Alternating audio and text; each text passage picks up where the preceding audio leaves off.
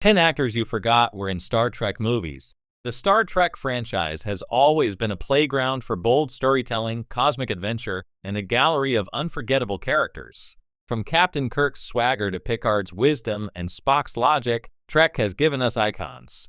But across its many films, from the motion picture in 1979 to the Kelvin timeline reboots in the 2010s, Star Trek has also attracted an impressive array of guest stars, cameos, and unexpected performances from actors who would later become famous or were already famous, but playing roles you might have overlooked. Here are 10 actors you probably forgot showed up in Star Trek movies, and the stories behind their time among the stars. 1. Kirstie Alley, Star Trek II, The Wrath of Khan 1982. Long before Cheers made her a household name, Kirstie Alley made her film debut in The Wrath of Khan.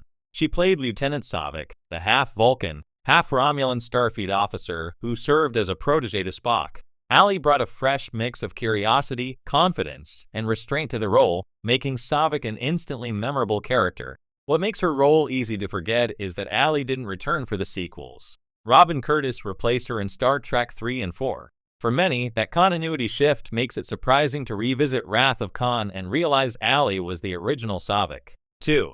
Christian Slater, Star Trek VI, The Undiscovered Country 1991. If you blink, you'll miss him. At the height of his early 1990s fame, Christian Slater appeared in a tiny cameo in Star Trek VI.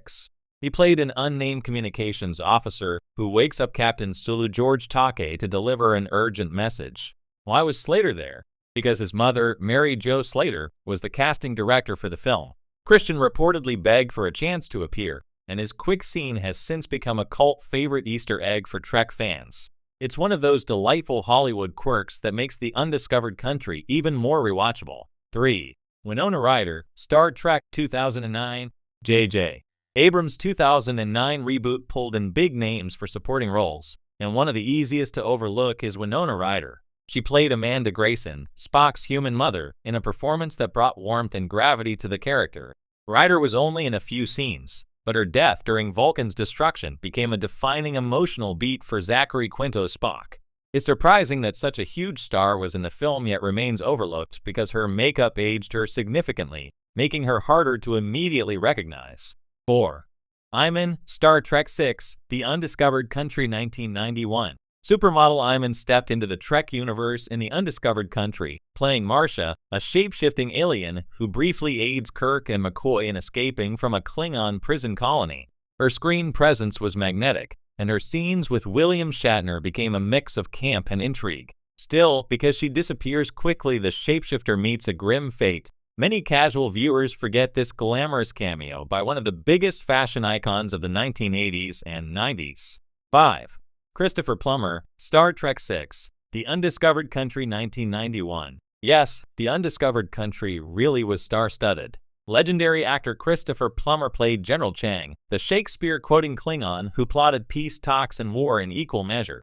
Plummer's performance was theatrical, chilling, and unforgettable, yet for modern audiences who associate him more with the Sound of Music or his late-career Oscar roles, it can be a surprise to revisit Trek and realize he was a Klingon villain. Few actors chewed scenery under heavy prosthetics with such joy. 6. Bryan Singer, Star Trek, Nemesis 2002. Long before directing the X-Men franchise, Bryan Singer was a lifelong Trek fan. In Nemesis, he got the chance to live out a dream by appearing in a quick cameo as a Starfleet crew member aboard the USS Enterprise E. He doesn't have lines, and if you're not specifically looking for him, you'd never notice. But for Hollywood trivia buffs, it's a fun detail. One of the biggest superhero movie directors of the 2000s once suited up in Starfleet Red. 7. Benicio del Toro, almost in Star Trek Into Darkness 2013. This one's a what could have been. Benicio del Toro was J.J. Abrams' original choice to play the villain in Into Darkness. Negotiations fell through, but the role eventually went to Benedict Cumberbatch's Khan. Even though del Toro never actually appeared, the fact that he was nearly cast has lived on as one of Trek cinema's great what-if moments. Imagine del Toro bringing his intensity to Khan, it would have given Into Darkness a very different flavor. 8. Jane Wyatt, Star Trek IV, The Voyage Home 1986. Best known for her role in the classic TV series Father Knows Best, Jane Wyatt reprised her role as Amanda Grayson, Spock's mother, in The Voyage Home. She had originally appeared in the Star Trek series episode Journey to Babel, and her film appearance bridged the gap between classic Trek and the movie era beautifully. Because Wyatt was best remembered for her 1950s TV work, modern viewers revisiting the voyage home might not immediately place her, but her presence lent gravitas to Spock's family story. 9. Zoe Saldana, Star Trek 2009. This one might seem odd. After all, Zoe Saldana plays Uhura, a core character in the Kelvin Timeline films. But here's the twist. Many casual moviegoers forget that before she became synonymous with Avatar's Neytiri and Marvel's Gamora, she was also a Starfleet officer. Because Avatar and Guardians of the Galaxy eclipsed her Trek fame, Uhura often gets overlooked in her career resume. Yet Saldana brought fresh energy to Uhura, giving her a central role in a way the original series seldom allowed. 10. Tom Hardy, Star Trek. Nemesis 2002. Here's the big one. Before he was Bane in The Dark Knight Rises, before Mad Max, Fury Road, before becoming one of Hollywood's most intense leading men, Tom Hardy starred as Shinzen in Star Trek, Nemesis. Hardy was virtually unknown at the time, and his role as Picard's clone gave him plenty of screen time. He played the character with icy menace, and while Nemesis is often regarded as one of the weaker Trek films, Hardy's performance has aged surprisingly well. For many fans, discovering that young Shinzen grew up to be Tom Hardy is a jaw-dropping revelation. Honorable mentions: Kelsey Grammer, Star Trek, Generations, as Captain Bateson in a blink and you'll miss it appearance. Whoopi Goldberg, Star Trek, Generations, reprising Guinan in a critical role that tied the TV and film eras together. Paul Sorvino, Star Trek, The Undiscovered Country, in a brief role as General Kurla. Final thoughts.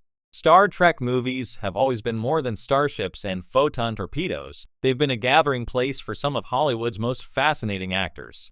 Whether it's a then unknown Tom Hardy, a blink and you'll miss it Christian Slater cameo, or Winona Ryder hidden under makeup, Trek films are filled with surprising faces.